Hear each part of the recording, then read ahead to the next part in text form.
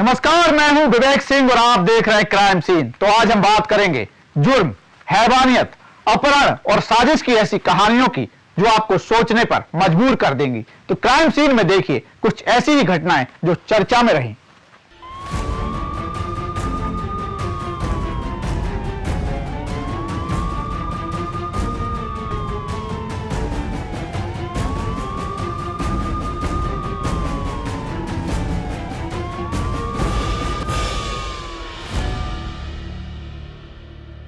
रायबरेली में मेरठ कांड के बाद ऐसा ही एक मामला सामने आया है जिसे सुनकर आप दंग रह जाएंगे। जहां एक प्रेमी को पाने के लिए महिला ने सारी हदें पार कर दी, जिसे सुनकर समाज भी हैरान है। प्रेमी के साथ मिलकर पत्नी ने जिस वारदात को अंजाम दिया, इससे रिश्ते फिर तार तार हो गए। क्राइम सीन में देखिए, प्रेमी की चाहत में पत्नी बनी हैवान। प्रेमी की चाहत, पत्नी बनी हैवान। मेरठ के बाद रायबरेली में वारदात, पति को उतारा मौत के घाट। मेरठ ड्रम कांड के बाद लगातार ऐसी घटनाएं सामने आ रही हैं, जिससे पति पत्नी के रिश्ते तार तार हो रहे हैं। कहीं पत्नी से प्रताड़ित है पति, तो कहीं अपनी जान भी गंवाना पड़ रही है। रायबरेली की घटना भी कुछ ऐसी ही है, जिसे जानकर आप एक बार फिर सोचने पर मजबूर हो जाएंगे कि आखिर महिलाओं के सिर पर कैसा प्रेम का भूत सवार है, जिसके लिए वे अपने ही पति की हत्या करने से भी नहीं घबरा रही। मामला उत्तर प्रदेश के रायबरेली के शिवगढ़ थाना क्षेत्र का है, जहां एक महिला और उसके प्रेमी ने मिलकर पति की हत्या कर दी।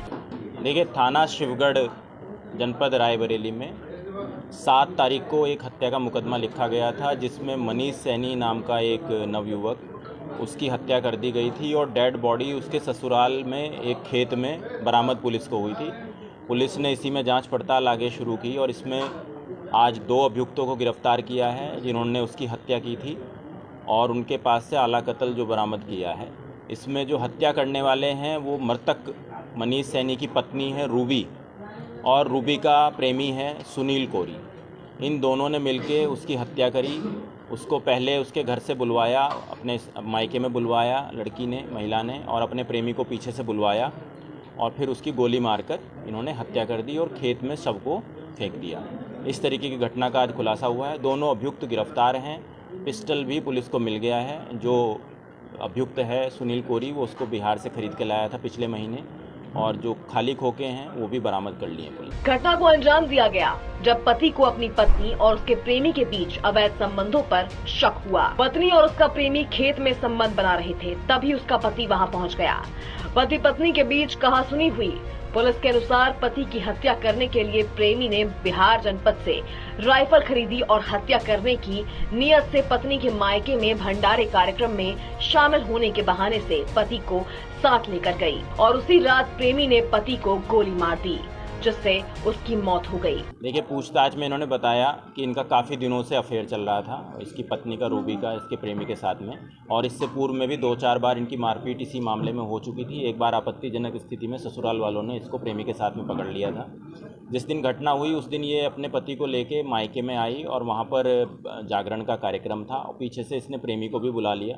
प्रेमी के साथ में ये खेत में चली गई और वहाँ पर ये लोगों ने अवैध संबंध आपस में स्थापित किए। पति को शक हुआ, पति भी वहाँ पहुँचा, आपस में बहस हुई और इसने पिस्टल निकाल के उसको गोली मार दिया। महिला ने ये भी स्वीकार किया है कि इनकी महीनों से इसको मारने की प्लानिंग चल रही थी। इसी के क्रम में ये पिस्टल भी बिहार से खरीद के लाया गया था। सर, ये ब्लाइंड टाइप का मर्डर था, वहाँ कोई सीसीटीवी नहीं था, तो पुलिस पहुँची कैसे हत्यारों की? देखिए, खेत में बॉडी मिली थी और शुरू में अज्ञात था बिल्कुल मामला, लेकिन कुछ क्लूज़ ऐसे मिले, गांव के कुछ लोगों ने बताया और आसपास के लोगों ने कि उसके प्रेमी को वहां पर देखा गया है आसपास। तो पुलिस का शक गहराया और प्रेमी से जब पूछताछ की गई और महिला से अलग से पूछताछ की गई तो उन्होंने अपना जुर्म स्वीकार किया है। अब सवाल उठता है कि समाज में ऐसी मानसिकता के लिए आखिर कौन जिम्मेदार है, और महिलाओं को भी इस बात पर सोचना होगा कि ऐसी घटनाओं को अंजाम देने से उनका सपना पूरा नहीं हो सकता।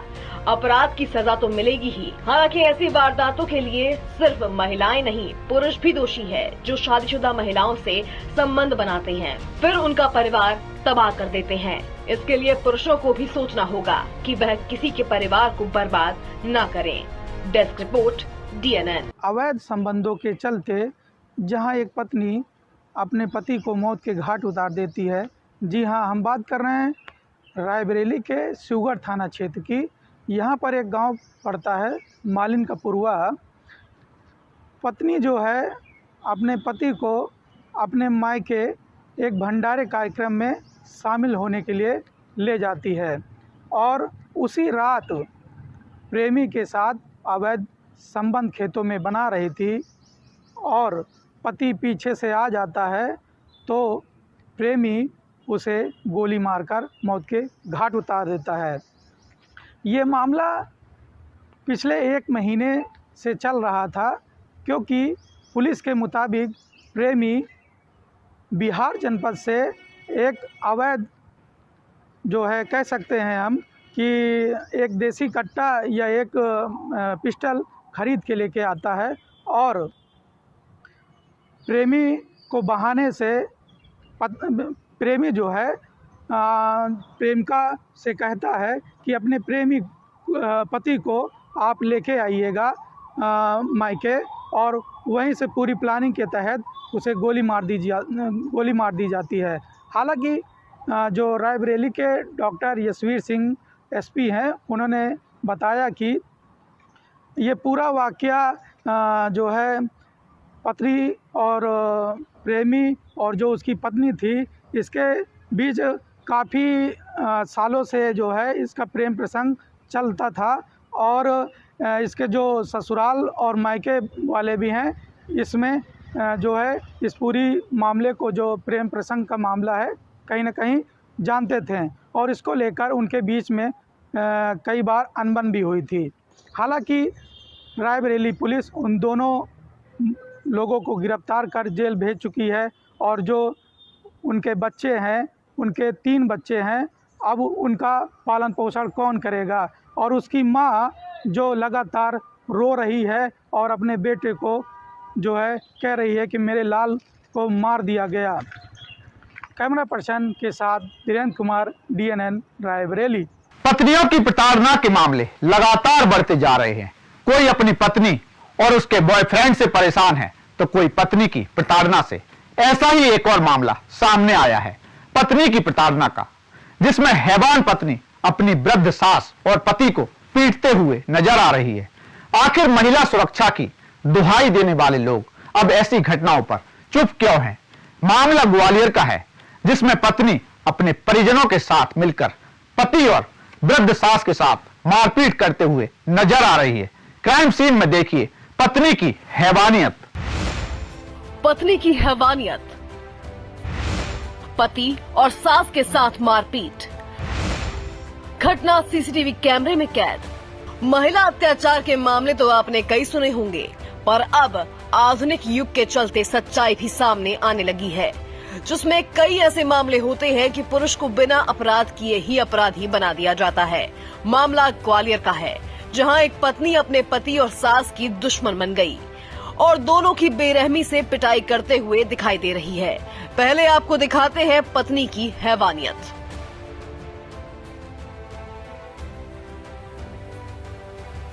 वीडियो देखकर आप भी दंग रह गए होंगे कि महिला आखिर इतनी बेरहम कैसे हो सकती है, अपनी वृद्ध सास को कैसे इतनी बुरी तरह से पीट सकती है। पर यह सच्चाई है जो सीसीटीवी कैमरे में कैद हो गई। सास और पति ने आरोप लगाया है कि उसकी पत्नी छोटी छोटी बातों पर घर में विवाद करती है, अपने भाइयों पिता के साथ आए गुंडों से उन दोनों को पिटवाती है, जिसका वीडियो भी पुलिस अधिकारी को दे दिया गया है। विवाद का कारण बुजुर्ग सास को वृद्धाश्रम पहुंचाना और मकान पर कब्जा करना बताया जा रहा है। पीड़ित का आरोप है कि जब इसकी शिकायत थाने में की तो कोई सुनवाई नहीं हुई, जिसकी गुहार लेकर पुलिस अधीक्षक कार्यालय में पहुंचे। पूरा मामला ये है सर कि मेरी वाइफ मुझे बहुत परेशान कर रही है, टॉर्चर कर रही है। मेरी माताजी को कहती है घर से निकल, अनाथ आश्रम भेज, तो मैं उसकी बात में इस बात पे बिल्कुल भी फेवर नहीं। तो आए दिन घर में कलेश करती है। कल तो बहुत ज़्यादा हो गया। 1/4/2025 को उसने अपने पिताजी को, अपने भाई को 15-20 गुंडे बुला लिए, जो कि घर में आके हम दोनों की मारपीट करके गए और बहुत उत्पात मचा के गए सर। क्या वजह क्या है? वजह ये है कि सर उसके माताजी को कहती है कि अनाथ आश्रम छोड़ के आ। क्या नाम है पत्नी का? नीलिका कोहली। कब शादी? 2014 में। 2017 में भी उसने यही हरकत करी थी। उसने मेरे पर झूठे एलिगेशन लगाए, 9 केस लगाए। 2021 में उसने मेरे से राजीनामा किया। अब फिर वही सारी हरकतें कर रही है। अभी भी झूठे केसों में फंसाने की धमकी देती है मेरे को कि आपको इतने झूठे केस फंसाऊंगी, और जान से मारने की। उसके पिताजी और भाई इंदिरागंज थाने में खड़े होकर जान से मारने की धमकी दे के गए हमको। CCTV आपने? कौन लोग मारपीट कर रहे हैं? इसके पिताजी और इसका भाई और कुछ अन्य लोग। रामधानी शिकायत नहीं किया था? मैंने एसपी साहब को आवेदन दिया, उन्होंने आश्वासन दिया है कि आपके खिलाफ बिल्कुल वो करेंगे, इन लोगों के खिलाफ एक्शन लेंगे। घर पे रोज मारा पीटी करते थे। 1 तारीख को तो घर पे आके इसका बाप, बहू, इसका भाई, तीनों ने आके अकेले देख के हमको मारा। जेंट्स हो के औरत के ऊपर हाथ उठाया और अब मारते हुए देख लोगे ना, हालत खराब हो रही है मेरी। हालत के करने वाले यही है। बहू ने मारा, उसके भाई नानक कोहली ने मारा और काले कोहली ने मारा। किसका? नीलिका। इसको हो गया 10-11 साल हो गया शादी को। बेटे से कहती है घर से माँ को निकाल, कोई है नहीं घर में, मैं अकेली हूँ। अब अकेली को वो माँ को कहाँ निकालेगा? अनाथ आश्रम दे के वो कहाँ देगा मेरे को? मैं कहाँ रहूँ आश्रम में? और रोज मारती है मेरे को। मैं चुप हो जाती थी, बेटे को बताती नहीं, अकेला बेटा मेरा परेशान होगा। आखिर में इसने गुंडे ला के मेरे को मरवाया। इसका होना चाहिए कि जेंट्स आके औरत को घर में घुस के मारे और जान से मारने की धमकी दी गया है। वही बाप और भाई और गुंडे ले आया था। इसका बाप है और भाई है और यही है। विशाल है, बिजनेस है इसका। हम आदर्श कॉलोनी रहते हैं, छिंदी की छावनी में। की है थाने में, कोई सुनाई नहीं है हमारी। कोई नहीं कर देंगे और थाने में खड़े होके मेरे को धमकी दे रहा है कि अभी तो मारा, अब जान से मार के दूंगा तुमको। उन्होंने कहा कर रहे हैं, आपकी कार्रवाई कर रहे हैं। घर पे आके हम घर जा ही नहीं सकते, रास्ते में गुंडे खड़े हैं, मरवा डालेगी हमको और हमको धमकी दे रहा है। इसका बाप चोड़ों में धमकी दे दीजिए, तेरे लड़के को दुकान पे मरवा डालूंगा, टांग पे टांग रख के चीर के मारूंगा। क्या कर लेगा मेरा कोई? दरअसल इंदरगंज थाना क्षेत्र के शिंदे की छावनी स्थित आदर्श कॉलोनी निवासी 70 साल की बुजुर्ग महिला सरला बत्रा के पति का स्वर्गवास 3 साल पहले हो चुका है। वह अपने बेटे विशाल बत्रा और बहू नीलिका और उसके बच्चों के साथ रहती है। बहू से उसकी अक्सर छोटी छोटी बातों पर बहस होती रहती है। 1 अप्रैल की दोपहर बहू वृद्ध सास को गाली गलौज कर रही थी। घर में होने वाली मामूली सी बातों पर वह अक्सर ऐसे ही गाली गलौज करती थी, जिस पर उनके बेटे ने बहू को रोका तो बहू ने अपने पिता को फोन कर दिया। कुछ देर बाद बहू के पिता सुरेंद्र कोहली और भाई नानक कोहली अपने 4 अन्य लड़कों के साथ उनके घर पर पहुंचे। बहू के पिता और भाई ने घर के अंदर घुसकर गालियां दी और सरला के बेटे विशाल से मारपीट शुरू कर दी।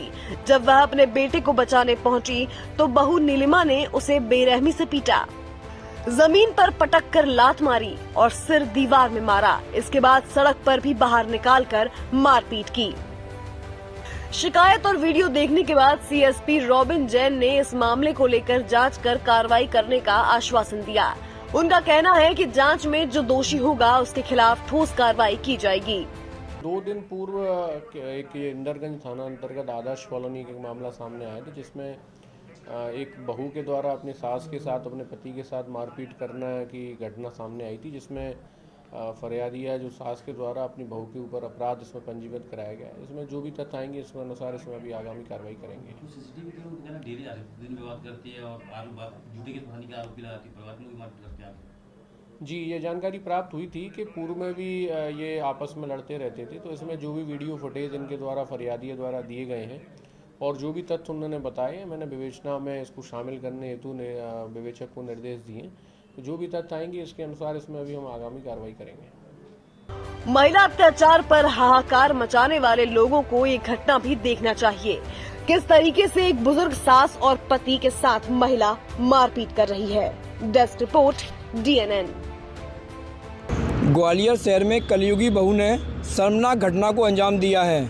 यहाँ उसने अपनी सास के साथ क्रूरता की सारी हदें पार कर दी। पारिवारिक कलेश के चलते पहले तो बहू ने अपने पिता और भाई को घर बुलाकर अपने पति को जमकर पिटवाया। जब एक माँ अपने बेटे को पिटता हुआ देख उसे बचाने आई तो इस बहू ने अपनी सास को ज़मीन पर पटककर बाल पकड़कर घसीटते हुए बेरहमी से पीटा। मारपीट की यह पूरी घटना घर में लगे हुए CCTV कैमरे में कैद हो गई। इसके बाद पूरा वीडियो सोशल मीडिया पर वायरल हो गया। यह पूरा मामला ग्वालियर के इंदरगंज थाना क्षेत्र का है।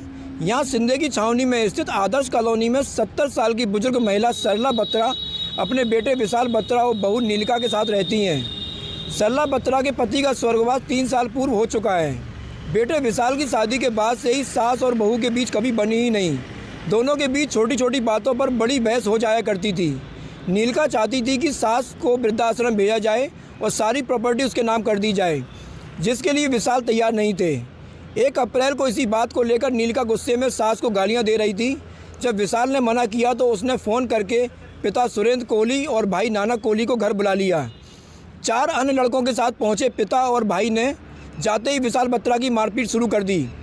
बेटे को बचाने आई मां को इस बेरहम बहू ने नीलिमा ने बाल पकड़कर घसीटा और कई बार ज़मीन पर पटककर लात घूंसों से मारपीट की और सर दीवार में दे मारा। जब यह पूरा मामला पुलिस तक पहुंचा तो पुलिस ने भी इसमें गंभीरता नहीं दिखाई और मुकदमा दर्ज करने में पहले तो टालमटोल की। जब यह पूरा मामला घटना का वीडियो वरिष्ठ अधिकारियों के तक पहुंचा तब जाकर पुलिस ने मामला दर्ज किया और अब सीएसपी रॉबिन जैन ने इस मामले को लेकर जांच की कार्रवाई करने का आश्वासन मां बेटे को दिया है। मुकदमा दर्ज होने के बाद बहू नीलिका द्वारा भी अपनी सफाई में एक वीडियो सोशल मीडिया पर पोस्ट किया गया है, लेकिन जिस तरह से वीडियो में साफ देखा जा सकता है कि एक बहू के द्वारा क्रूरता के साथ एक वृद्ध 70 वर्षीय महिला की मारपीट की गई, उसके बाद किसी तरह की सफाई का कोई ज़्यादा महत्व नहीं रह जाता है। मैं राजीव त्रिपाठी, DNN ग्वालियर से। लड़के ने कहा मर जाऊंगा, लड़की ने कहा मर जाओ, बस फिर क्या। युवक ने पहले अपनी हाथ की नस काटी और फिर फांसी लगाकर आत्महत्या कर ली। जांच में लव स्टोरी सामने आई तो सब चौंक गए। कहते हैं प्यार अंधा होता है और इस अंधेपन का शिकार हुए युवा जोश जोश में अपना होश खोकर ऐसे भयावह कदम उठा लेते हैं जिसका खामियाजा पूरे परिवार को भुगतना पड़ता है। भोपाल में ही एक परिवार के इकलौते युवा ने युवती के प्यार में कुछ ऐसा खौफनाक कदम उठाया जिससे पूरा परिवार तहस नहस हो गया और युवा को जान से हाथ धोना पड़ा। अब मामला पुलिस की जांच में है और मृतक युवक के मोबाइल से इस प्रेम प्रसंग में किए गए सुसाइड की परतें खुल रही हैं। क्राइम सीन में देखिए युवक की सुसाइड का मामला।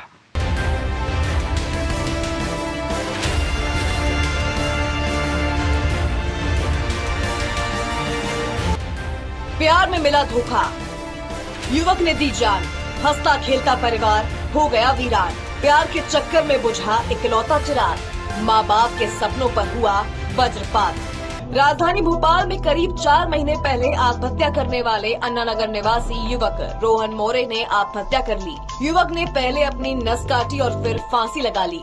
मामले में युवक के मोबाइल से चौंकाने वाला खुलासा हुआ। पुलिस ने जांच में पाया कि युवक ने अपनी प्रेमिका के उकसाने पर सुसाइड किया था। दरअसल खुदकुशी करने से पहले युवक ने एक वीडियो भी बनाया था जिसमें वह अपनी प्रेमिका से रिश्ता खत्म नहीं करने की गुहार लगा रहा था। मृतक के मोबाइल फोन से लड़की और उसके बीच हुई चैटिंग भी मिली है, जिसमें लड़का युवती से कहता है सुसाइड कर रहा हूँ, बहुत डर लग रहा है, एक बार बचने के लिए कह दे मुझे। जवाब में लड़की ने उसे मर जाने की बात कही और वो मर गया। उस समय पुलिस को कोई सुसाइड नोट नहीं मिला था, लेकिन युवक के मोबाइल से धीरे धीरे राज खुलते गए। पुलिस इस पूरे मामले में हर पहलू पर जांच कर रही है। अन्ना नगर के रहने वाले रोहन मौर्य नाम के लड़के ने विगत कुछ दिन पहले अन्ना नगर में फांसी लगा ली थी और फांसी लगाते समय उसका एक वीडियो भी बनाया था उसने, और जो कि एक लड़की को सेंड किया था। उस वीडियो का हमने मौके पे जब्त किया था और वीडियो की एक कॉपी उनके परिजनों को दी थी, जिससे उनकी जांच में निष्पक्षता बनी रहे।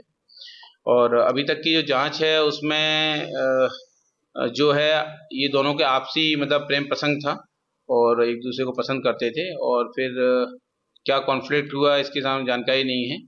और जो परिजनों के कथन है और स्वतंत्र साक्षी के कथन है उनमें अभी कोई इस प्रकार की कॉग्निजेबल ऑफेंस वाली बातें नहीं आई हैं।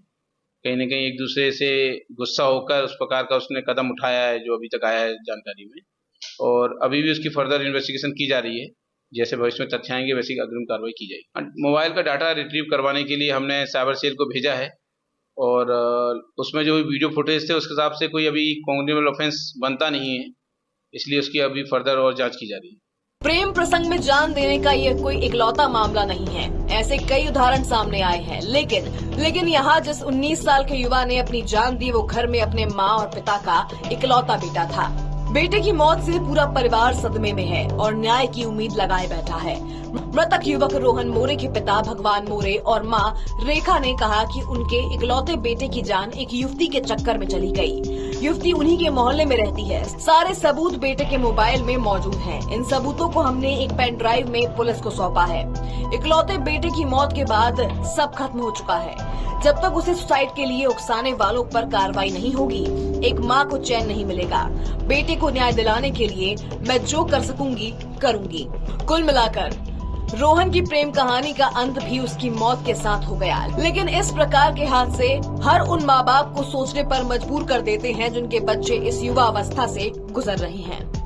इस घटनाक्रम ने एक परिवार को जीवन भर का दंश दिया, तो वहीं हर माँ बाप को एक गहरा संदेश भी। इसीलिए सभी को बढ़ती उम्र के अपने बच्चों पर विशेष ध्यान देने की जरूरत है, क्योंकि भावनाओं और जोश में आकर बच्चे इतने भयावह कदम उठा लेते हैं और इस सब पर घर परिवार से ही अंकुश लगाया जा सकता है। Desk report, DNN।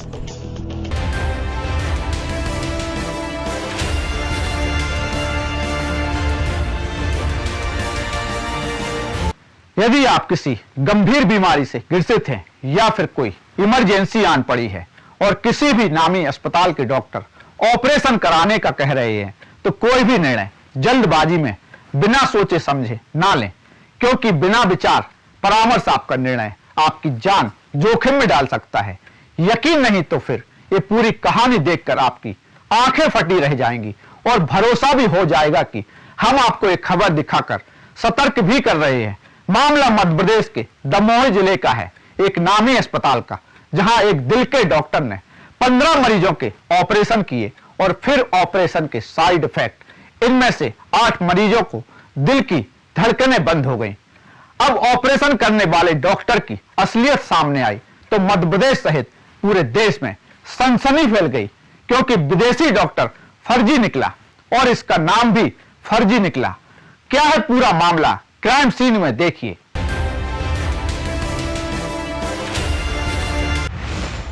दिल का डॉक्टर बना मरीजों का काल, ऑपरेशन कर ली 7 मरीजों की जान, फर्जी निकला डॉक्टर और उसका नाम। लंदन के एक नामचीन डॉक्टर के नाम पर मध्य प्रदेश के दमोह जिले के मिशन हॉस्पिटल में कार्यरत एक फर्जी डॉक्टर ने दिल के मरीजों का ऑपरेशन कर 7 मरीजों की जान ले ली। ये हम नहीं कह रहे, मरीजों के परिजनों ने सीधे आरोप लगाए हैं। इन आरोपों के आधार पर पुलिस और प्रशासन जब सक्रिय हुआ तो बड़ा खुलासा भी हुआ। दरअसल जिस डॉक्टर एन जॉन केम ने ऑपरेशन किए थे, उसकी कई डिग्रियां फर्जी निकली। पुलिस की पूछताछ में खुद डॉक्टर ने ये बात कबूली है। फिलहाल ये फर्जी डॉक्टर पुलिस के शिकंजे में आ चुका है और उसने पुलिस के सामने कई राज भी उगले।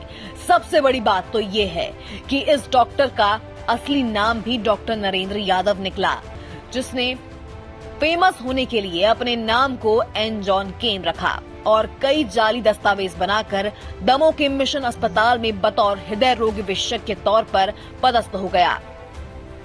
इस बीच कई गंभीर मरीजों के ऑपरेशन किए, जिस कारण उनकी मौत भी हो गई। मामले में उसे गिरफ्तार कर लिया गया है।